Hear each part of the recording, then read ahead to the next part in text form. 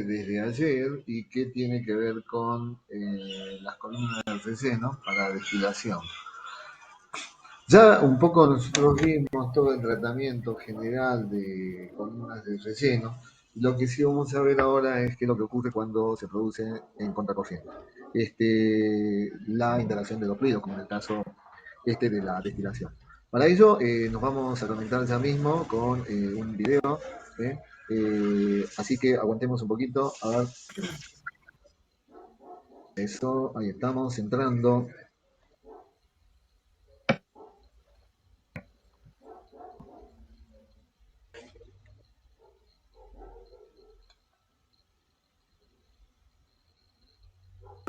Ahí está.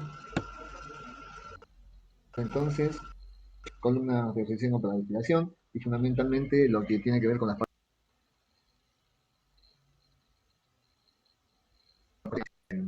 No sé qué situación estamos. Nueva pestaña.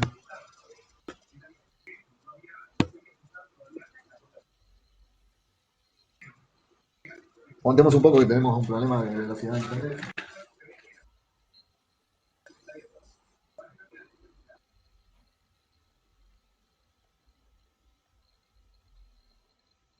Este es lo último que vamos a ver antes de pasar al tema de extracción concretamente.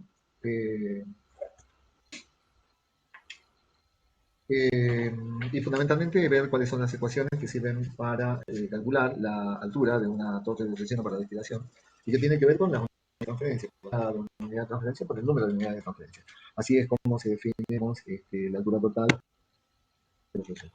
Entonces vamos a ver columnas de relleno para destilación.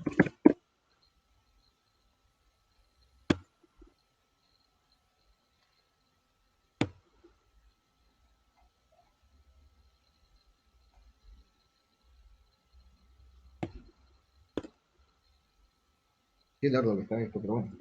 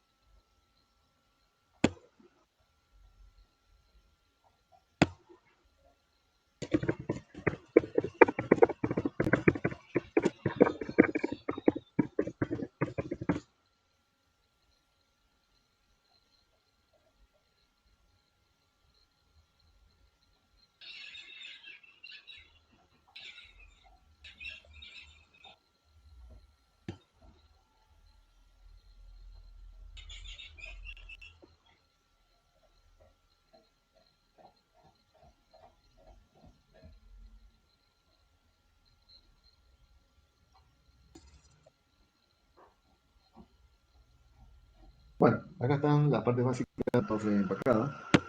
Sí, es un videito muy interesante acerca de cómo está conformada una torre. Vamos a volver a ver los distintos tipos de relleno. Termine de pasar por una cama y quiera pasar a la siguiente. Yo tengo que colocar... En este video vamos a empezar con el tema de diseño básico difusional de una torre empacada. Pero bueno, antes de empezar a ver en qué consiste este diseño básico, me gustaría que empezáramos por ver cuáles son las partes que corresponden, que constituyen una torre empacada. ¿Por qué? Bueno, pues para diferenciar básicamente qué vamos a calcular dentro de este diseño básico, que básicamente va a ser la altura de la torre y el diámetro.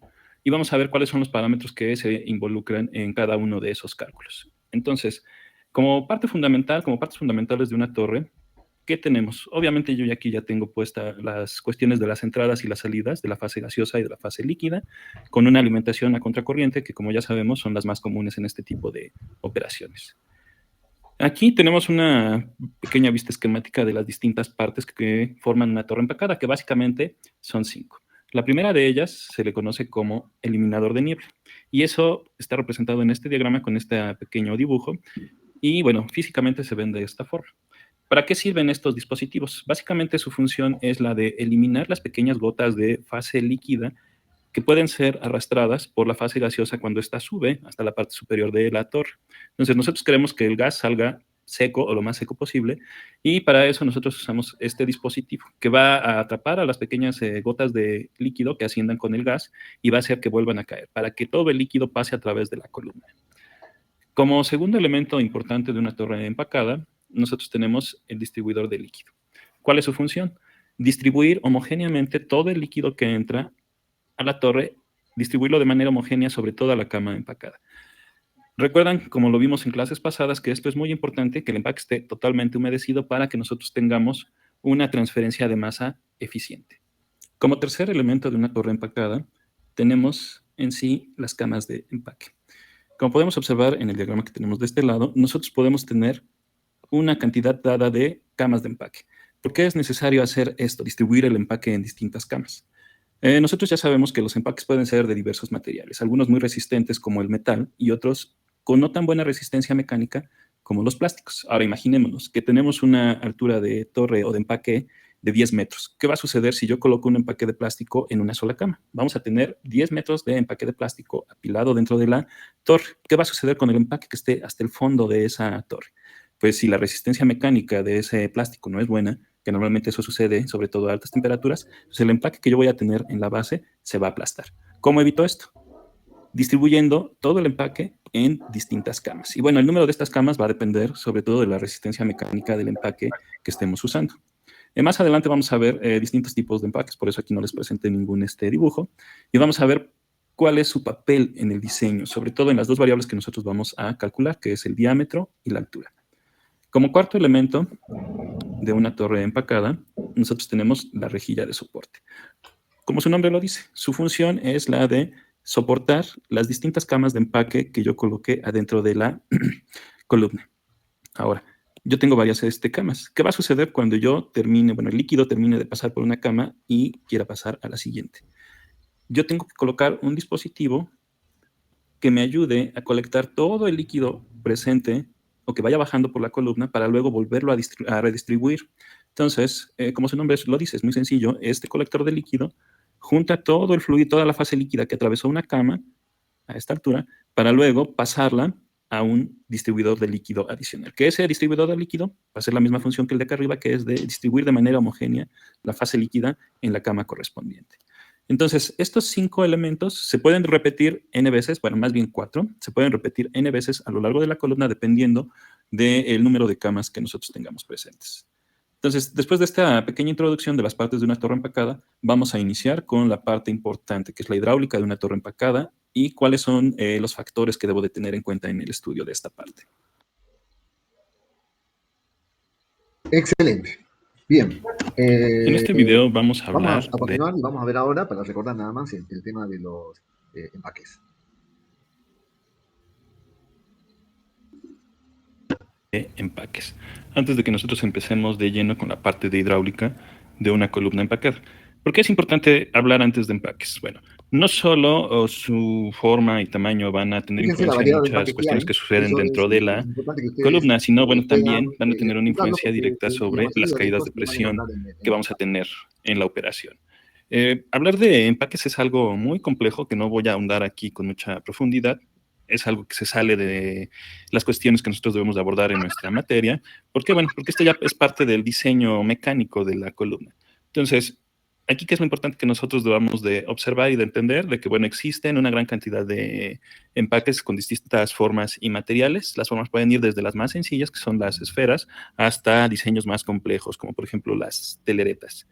Entonces, existe una gran cantidad de formas y diseños, algunas desde las más sencillas, como los anillos Rashi, que los tenemos por aquí, y van aumentando en complejidad. Estos diseños, bueno, ya muchos son propietarios, es decir, están patentados, y otros pues ya simplemente son del dominio común, es decir, que prácticamente cualquier compañía los puede vender. Entonces, dependiendo de la forma de estos empaques, nosotros vamos a tener distintas superficies de contacto. ¿Se acuerdan de ese concepto de la área específica? Y bueno, eso va a determinar básicamente qué tan eficientes son esos empaques. Dentro de las características que deben de tener estos empaques, bueno, pues voy a poner aquí unas cuantas de manera simplificada. Deben de tener un área específica adecuada para la aplicación, dependiendo de qué tan fácil, qué tan difícil sea la separación que voy a realizar. Bueno, va a ser el empaque que voy a seleccionar. Debe de tener una buena resistencia química, dependiendo de qué sustancias voy a manejar en la separación, temperaturas, etcétera. Entonces, ¿esto de qué va a depender? Básicamente del Ojo, todo esto material ya lo de vimos, pero bueno, es importante construcción, que ya recordarlo. sabemos que entre los más comunes Fíjense están la los diferencia metales, clave que hay cerámicos entre las y torres de columna de plásticos. plato y Otra las torres cuestión de importante hormigón. que también debemos de tener en cuenta es la resistencia mecánica. Como ya les decía en la parte en el video donde vimos las partes de una columna, dependiendo del material que nosotros seleccionemos, bueno, va a ser la cantidad de camas que yo voy a poder colocar dentro de la torre. Finalmente, debemos de tener en cuenta la relación costo-desempeño. Y esta básicamente debe de ser la más adecuada para la aplicación que yo voy a realizar. ¿Por qué entonces es importante? Quiero recalcarlo mucho. Los empaques van a jugar un papel determinante en la hidráulica de una torre empacada.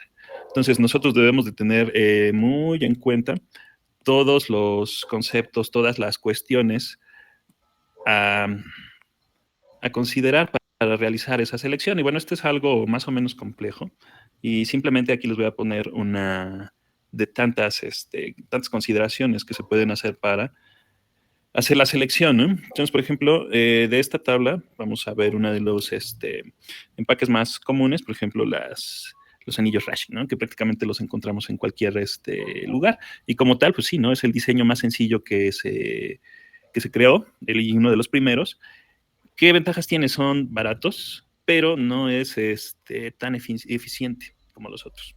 Está disponible en una cantidad de materiales y bueno, entonces tienen varias ventajas y desventajas que nosotros debemos de tener en cuenta, ¿no? Entonces, por ejemplo, los anillos Rashik son baratos, pero por ejemplo podemos ver aquí, en la mayoría de las aplicaciones tienen una baja eficiencia. Entonces, la selección del empaque no es algo tan sencillo. Como tal, nosotros no lo vamos a ver directamente aquí en esta parte, porque bueno, además, no solo hay este tipo de empaques como los que les mostré, ¿no? También tenemos ya usados muy comúnmente este tipo de empaques, que son los empaques estructurados. Entonces, es algo bastante complejo que no vamos a abordar con profundidad en esta parte. Simplemente nos vamos a quedar con la cuestión de que estos empaques juegan un papel determinante en la hidráulica de una torre empacada. Bueno, entonces, después de haber visto esta pequeña introducción sobre empaques, el próximo video ya vamos a empezar a hablar de lleno sobre la hidráulica de una torre empacada.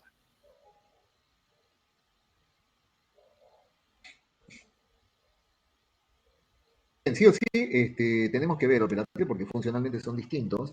La torre de relleno es una torre que funciona en forma de contracorriente, digamos, respecto a la dirección de los flujos. Entonces, la hidráulica de la torre empacada, sí o sí, hay que ver. Sigo aumentando la masa velocidad del gas. Yo tengo una nueva pendiente, pero se sigue comportando de manera lineal. Y voy a llegar al punto Y. Una torre empacada. En pocas palabras vamos a hablar de la hidráulica de una torre empacada. Y para empezar, bueno, debemos de Hidráulica, cuando hablamos recordar de hidráulica, cuáles ojo, que son tiene los que ver con la factores caída que de presión. afectan a la Después caída de estamos hablando presión. ya de una variable diferente. Nosotros sabemos de nuestros cursos anteriores de flujos de fluidos que básicamente las caídas de presión, pues vamos, es muy fácil de medirlas o estimarlas cuando estamos hablando de un fluido en una sola fase que circula a través de una tubería, de un conducto cilíndrico. Sin embargo, en una torre empacada, el asunto es más complicado, dado que la forma en cómo está construida, básicamente la presencia del empaque, ya sea empaque al azar o empaque estructurado, va a tener un efecto muy significativo sobre cómo se desarrollan o cómo ocurren las caídas de presión en una torre empacada cuando nosotros estamos operando. Entonces, vamos a iniciar con un pequeño repaso de cuáles son los factores que afectan ya la caída de presión en una torre empacada. De nuestros cursos anteriores de flujo de fluidos, nosotros sabemos que las propiedades físicas de los fluidos que están circulando a través de las tuberías, en este caso de la torre, van a tener una influencia muy marcada sobre la caída de presión. ¿Cuáles son estas dos propiedades físicas más importantes que van a tener influencia? Básicamente es la densidad y la viscosidad. Salvo que aquí la diferencia es que nosotros tenemos un flujo bifásico. Por lo tanto, la caída de presión se va a ver afectada por las propiedades físicas de las dos fases, de la fase líquida y de la fase gaseosa. Nosotros también ya sabemos esto, los gastos influyen directamente sobre la caída de presión. Ahora, con la diferencia de que nosotros tenemos dos fases presentes en la columna, por lo tanto, la caída de presión va a depender de estos dos gastos. Obviamente, las dimensiones, específicamente el diámetro, van a tener una influencia marcada sobre la caída de presión. De hecho, nosotros ya sabemos, ¿no?, que la caída de presión y la dimensión de la torre, en específico el diámetro, están íntimamente relacionadas, ¿no? Tanto es así que nosotros fijamos una caída de presión permitida y a partir de eso determinamos el diámetro de un equipo de manera general. Y finalmente, a diferencia de otras cosas que han estudiado hasta el momento, el tipo de empaque tiene una influencia súper marcada sobre la caída de presión. ¿Debido a qué? Bueno, nosotros ya sabemos que los tipos de empaques que podemos tener, por ejemplo, aquí en esta imagen tenemos empaques al azar de distintos tipos y formas, van a tener entonces una influencia muy marcada. La forma, el tamaño y el material. Y bueno, y también el tipo, ¿no? No solamente podemos tener empaques al azar, también podemos tener empaques estructurados. Y entonces todos estos son los factores más importantes que debemos de tener en cuenta que van a tener una influencia sobre la caída de presión en una torre empacada.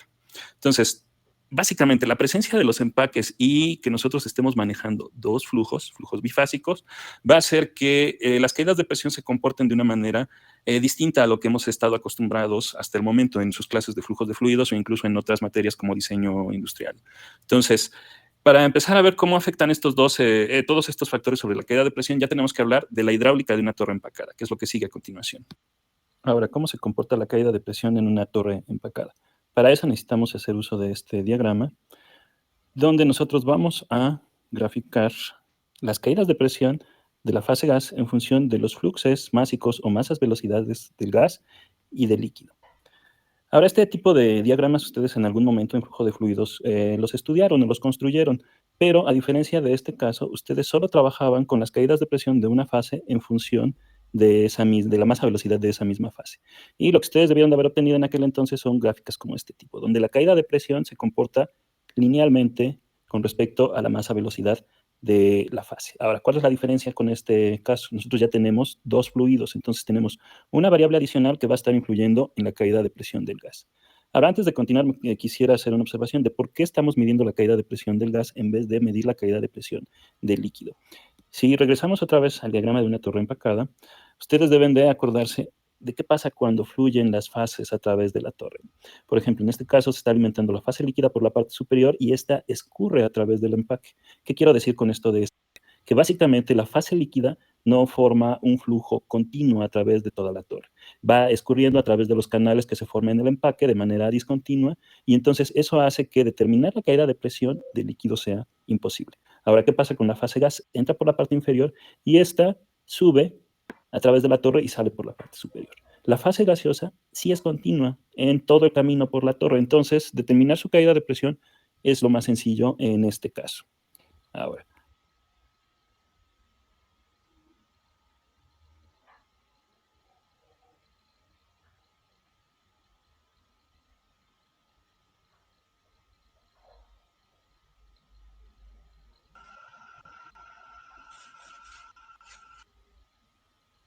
continuando con el diagrama.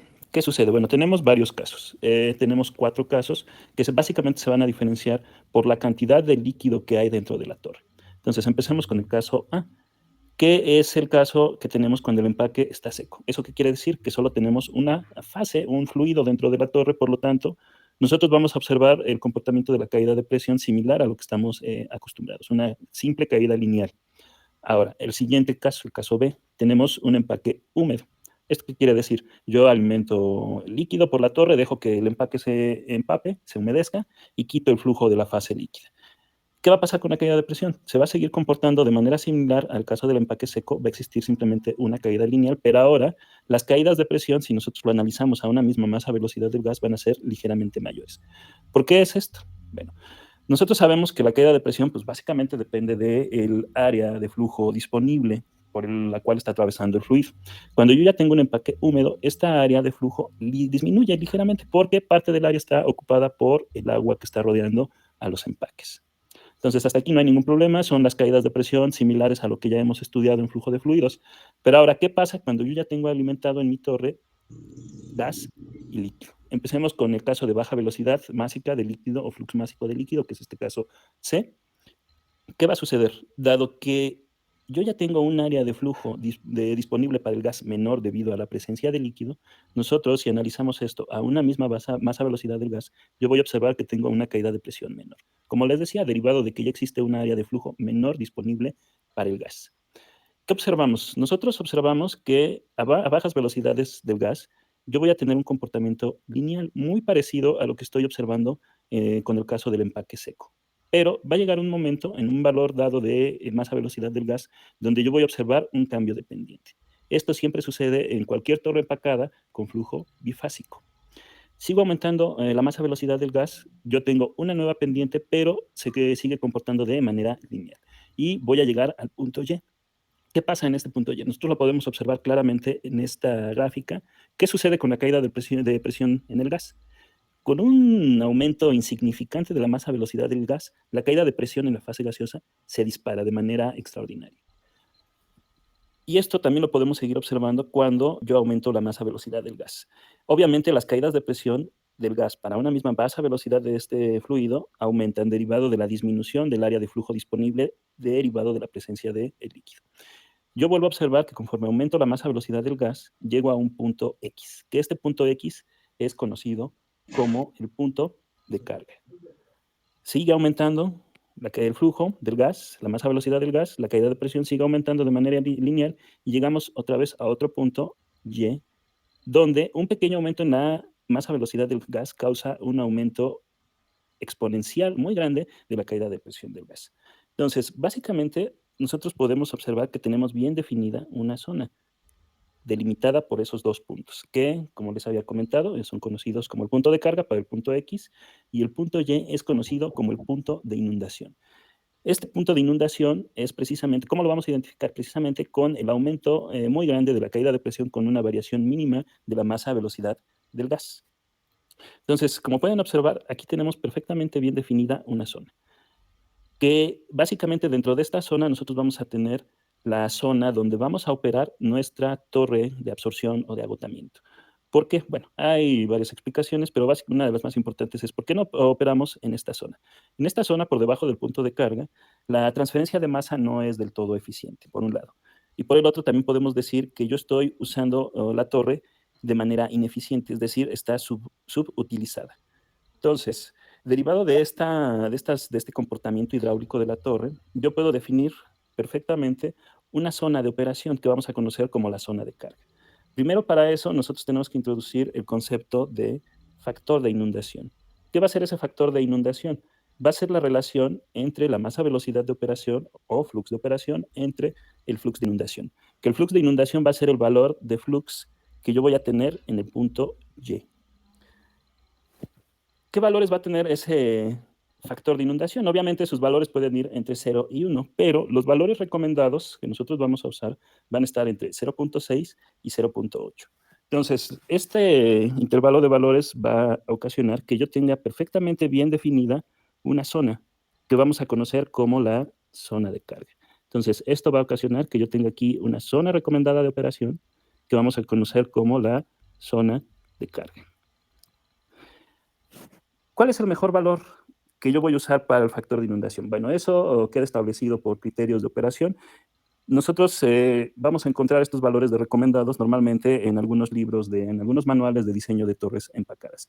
Pero bueno, básicamente estos son los valores recomendados y ya dependiendo de la experiencia yo voy a poder seleccionar el valor más adecuado para establecer el diseño. Y bueno, ¿para qué me va a servir establecer este factor de inundación conociendo el flux de inundación?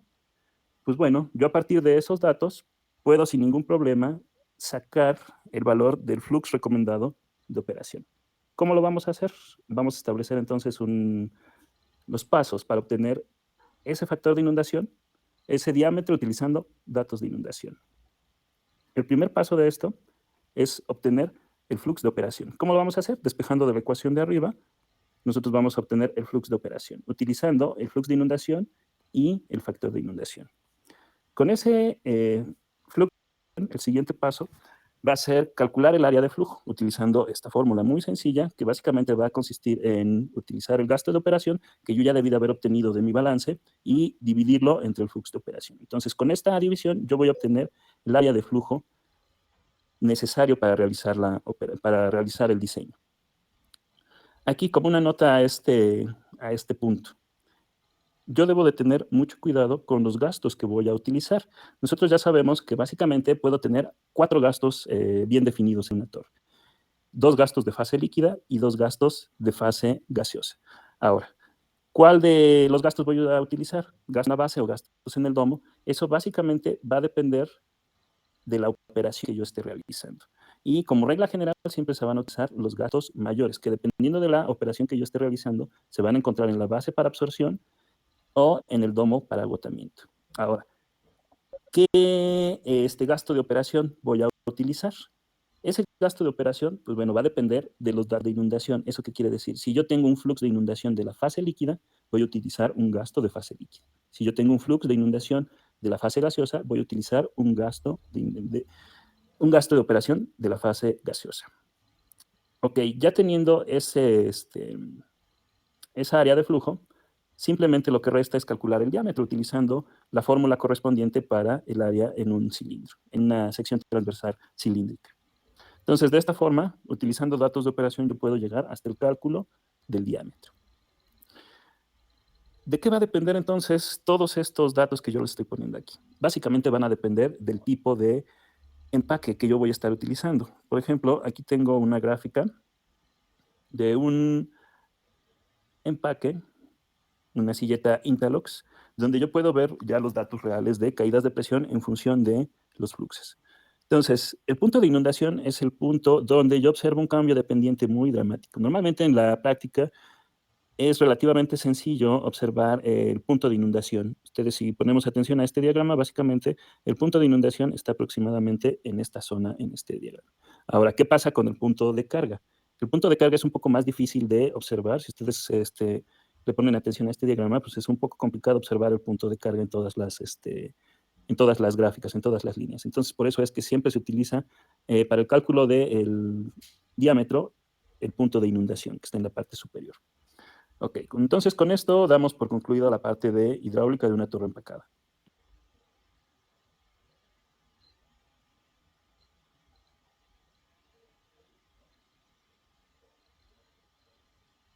¿Qué tal? ¿Cómo están?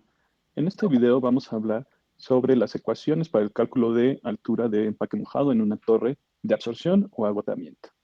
Estas ecuaciones normalmente están en función de los gastos, los coeficientes y las concentraciones. El día de hoy vamos a ver cómo se deducen muy rápido estas ecuaciones sin entrar en detalle en todo el procedimiento matemático para su obtención. Entonces vamos a hacerlo muy sencillo, sin tanto problema. Si desean saber más de cómo se hace toda la obtención y el manejo matemático de estas ecuaciones, pueden consultar los apuntes del manual para hacer un análisis más profundo. Entonces, bueno, vamos a partir de algo muy sencillo que ya hemos visto en ocasiones anteriores, que básicamente es el dibujo de una torre empacada.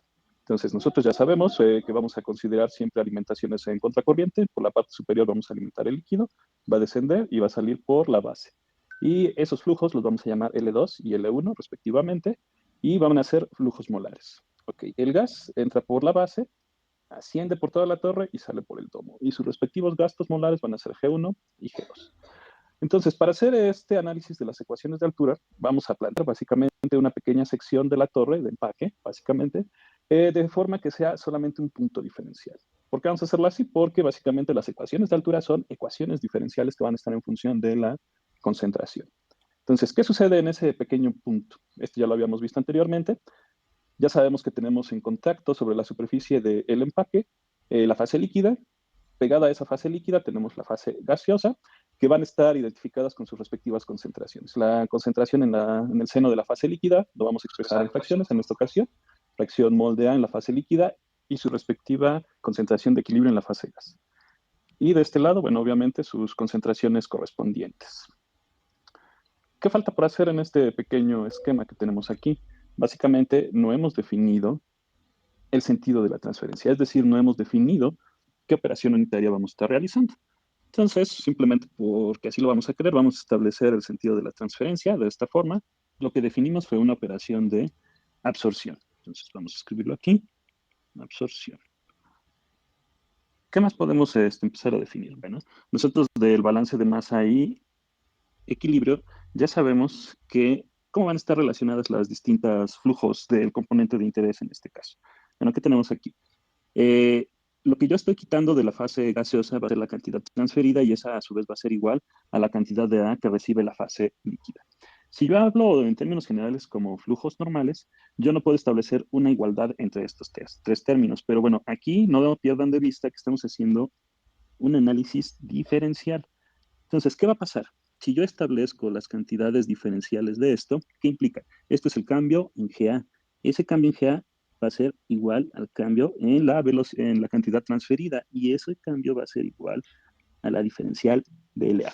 Entonces, mucho ojo con esto, porque básicamente esta igualdad de diferenciales me va a permitir establecer las ecuaciones de altura en función ya sea de la fase gas o de la fase líquida, porque acuérdense, cualquier dimensión de equipo está en función de la cantidad que yo quiero transferir y de la velocidad de transferencia, como vamos a ver más adelante en las ecuaciones.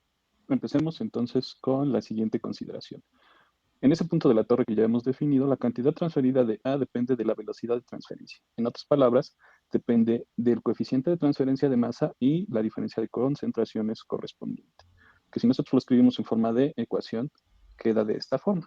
Que básicamente el cambio en la cantidad transferida es igual a la velocidad de transferencia volumétrica por el volumen de empaque involucrado en ese pequeño punto diferencial del que estamos hablando. Ahora bien, nosotros ya definimos que se trata de una operación de absorción.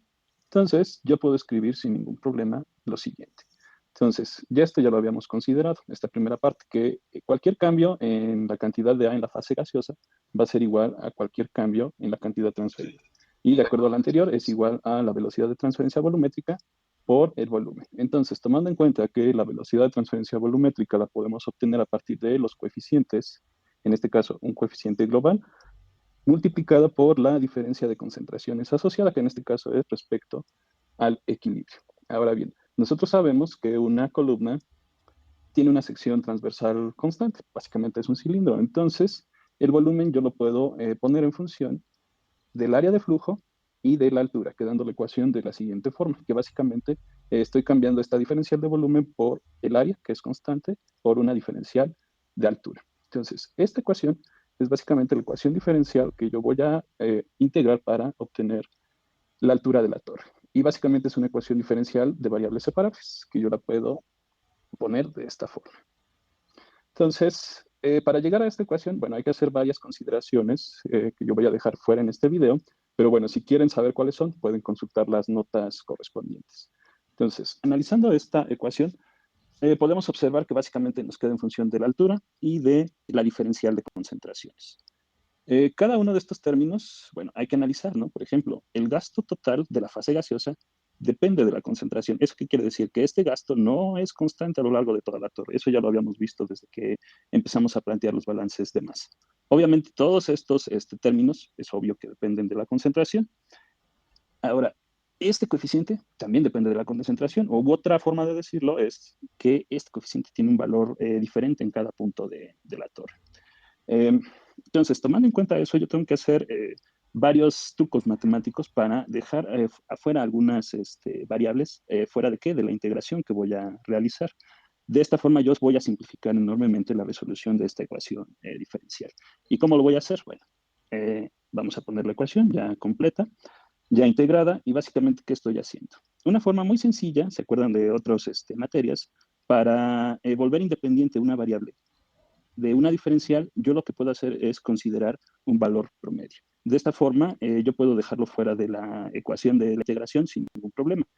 Esto ya lo han visto en otras ocasiones, por ejemplo, con el CP, es algo que se hace comúnmente en los cálculos de las entalpías. Ahora, quiero que pongan atención en este coeficiente. Para que yo pueda dejarlo fuera de esta integración, yo tengo que considerar un valor promedio. Entonces, de esta forma, yo ya no necesito ponerlo dentro de esta integración, y eso va a hacer que se simplifique enormemente el cálculo.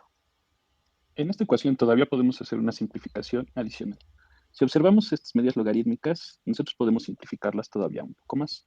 Dado que la diferencia que está involucrada en ese cálculo de la media logarítmica, las diferencias son muy pequeñas, yo puedo considerar sin ningún problema que una media logarítmica es igual a una media aritmética. Y recuérdenlo, esto siempre sucede siempre y cuando estas diferencias sean muy pequeñas entre sí, es decir, que la diferencia entre esto y esto sea muy pequeña.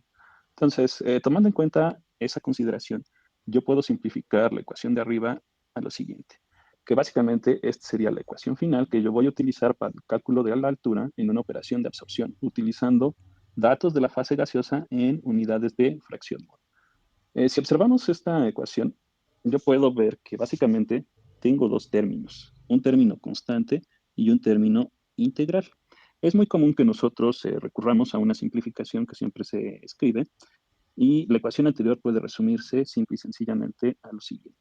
La altura de empaque mojado va a ser igual a un término constante que se le va a conocer como altura de una unidad de transferencia global en unidades de fase gas, que multiplica al número de unidades de transferencia global de la fase gaseosa. Entonces, la altura de una torre siempre se va a obtener multiplicando estos dos términos.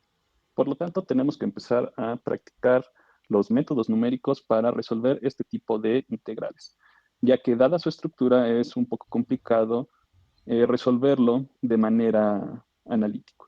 Afortunadamente, existen distintas simplificaciones que van a facilitar el cálculo, sobre todo de este número de unidades de transferencia global, que vamos a ver más adelante. Ahora, ¿qué pasa si yo ya no quiero seguir trabajando en fracciones molares? Voy a seguir trabajando con la fase gaseosa, pero, por ejemplo, yo puedo plantear las ecuaciones de altura utilizando relaciones molares. Entonces, realizando un análisis similar al que hicimos anteriormente, yo puedo establecer las siguientes ecuaciones, ya sea en fracción molar, como la que tenemos aquí, o en relación molar. Hay que tener mucho cuidado con las diferencias en estas ecuaciones. Obviamente están en unidades distintas, pero sobre todo hay que tener cuidado con los gastos que se manejan. Por ejemplo, en el caso de las relaciones, pues todo está en función de GS, ¿no? Estas concentraciones están en función de GS. Entonces, el gasto que yo voy a utilizar en el cálculo de AUTG va a ser el gasto del inerte gaseoso. Y obviamente el coeficiente también tiene que estar en función de relaciones molares para que esta ecuación esté en unidades consistentes. Bien, pero ¿qué pasa si ahora yo no quiero hacer ese análisis con unidades de concentración de la fase gas? Pues también lo puedo hacer con unidades de la fase líquida.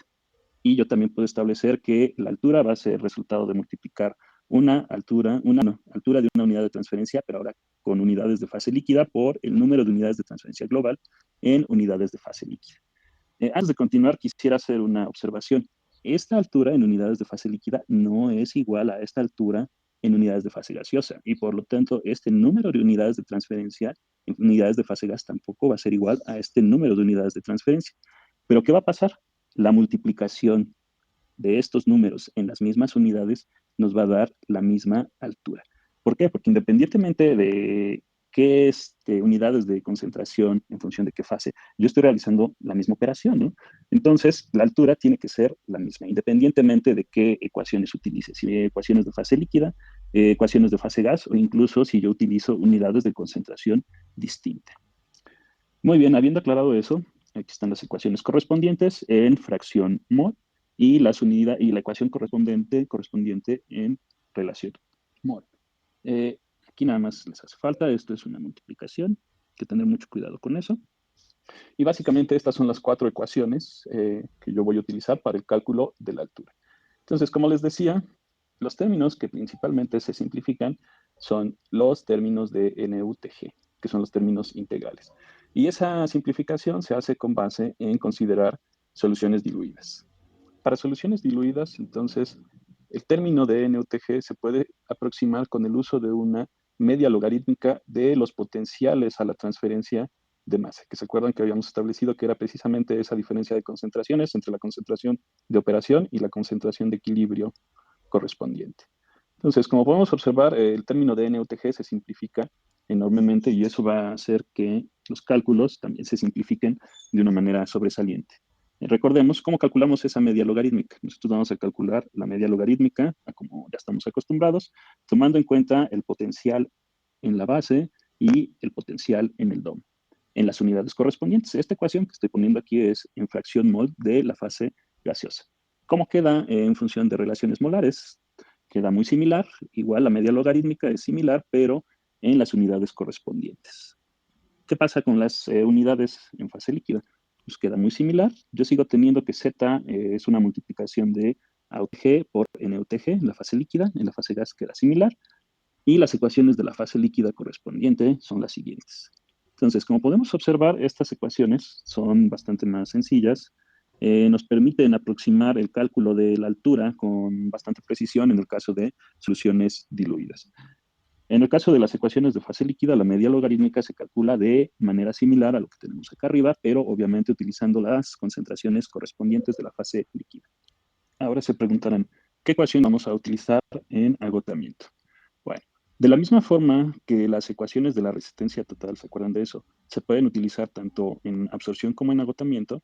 Las ecuaciones de altura, todas las ecuaciones de altura anteriores, yo las puedo utilizar sin ningún problema, tanto en absorción como en agotamiento, sin hacerles ninguna modificación. Entonces, tengan esto en cuenta para que no se aprendan un sinfín de ecuaciones. Básicamente, si yo tengo cuidado en aplicar los cálculos correctamente, puedo utilizar todas las ecuaciones que hemos visto hasta el momento, tanto en absorción como en agotamiento.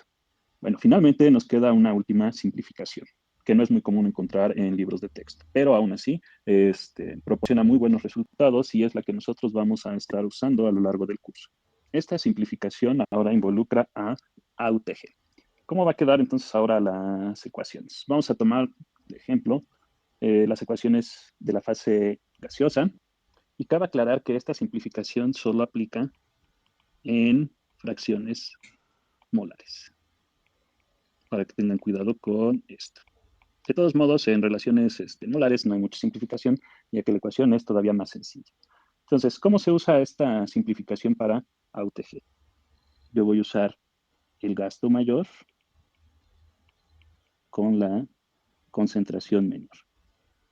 Entonces, esto es muy importante. Yo tengo que tener en cuenta qué operación unitaria estoy realizando. Si es una absorción, ¿cuál es el gasto mayor? El gasto mayor está en la base. Y la concentración menor está en el DOM. Entonces, para agotamiento, ¿cómo quedaría? El gasto mayor está arriba y la concentración menor está en la base.